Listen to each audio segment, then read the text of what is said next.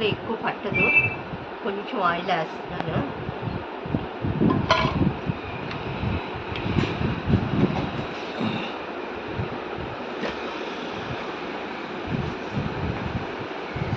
పసుపు ఏమో అర స్పూన్ వేస్తున్నాను. పసుపు అంతేనండి, అన్నీ వేసినట్లే.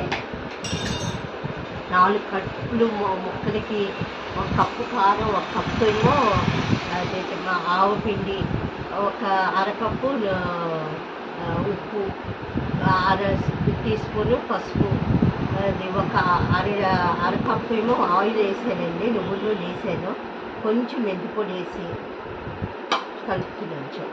బాగా కలుపుకోవాలండి, ప్రతి ముక్కకి పట్టేట్టు.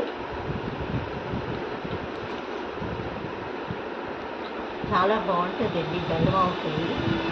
అప్పుడు ఏం చేయాలంటే ఒక డబ్బాలో పెట్టి ఒక రోజంతా ఊరాక తీసుకెళ్ళి మంచి ఎండలో అన్నీ కలిపి, ముక్కలు వేరు చేయక్కర్లేదండి, అన్నీ కలిపి ఒక 4 రోజులు ఎండలో బాగా ఎండాక చక్కగా ఒక డబ్బాలో వేసుకుని సంవత్సరం అంతా పాడవకుండా ఉంటుంది. తడి లేకుండా చూసుకోవాలండి ప్రతిదీని.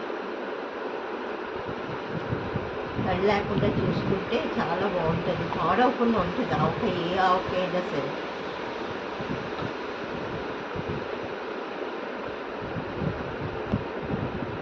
మా వాళ్ళు ఇష్టంగా తింటారండి. కారం ఆవకాయ పెట్టాను, చాలా బాగా వచ్చింది. అది కూడా చూపిద్దాం అనుకున్నాను కానీ అప్పుడు టైం లేదు అసలు.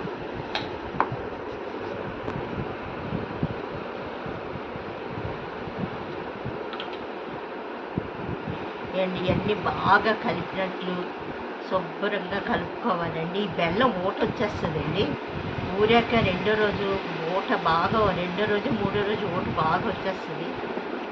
మీరు నూనె పొడి ఇంకేయక్కర్లేదండి, బెల్లం ఆవకాయ చాలు ఈ నూనె.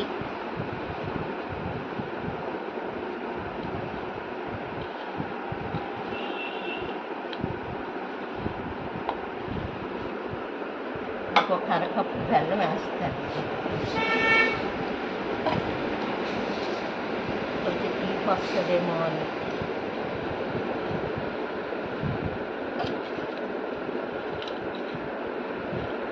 ఇది బాగా కలిపి ఒక డబ్బాలో పెట్టుకుంటండి. మూట ఎప్పుడైతే బాగా దిగిందో అప్పుడు ఎండలో శుభ్రంగా పెట్టుకొని 3 రోజులు చాలు, ఎక్కువ రోజులు అక్కర్లేదు. 3 రోజులు పెట్టుకొని చక్క జాడీలో ఉంచుకుంటే సంవత్సరం అంతా తినొచ్చు. ఈ ఆవకాయ చాలా బాగుంటుందండి, నా స్టైల్లో చేసి చూపిస్తున్నాను. మీకు ఈ వీడియో నచ్చితే లైక్ చేయండి, షేర్ చేయండి, సబ్స్క్రైబ్ చేయండి.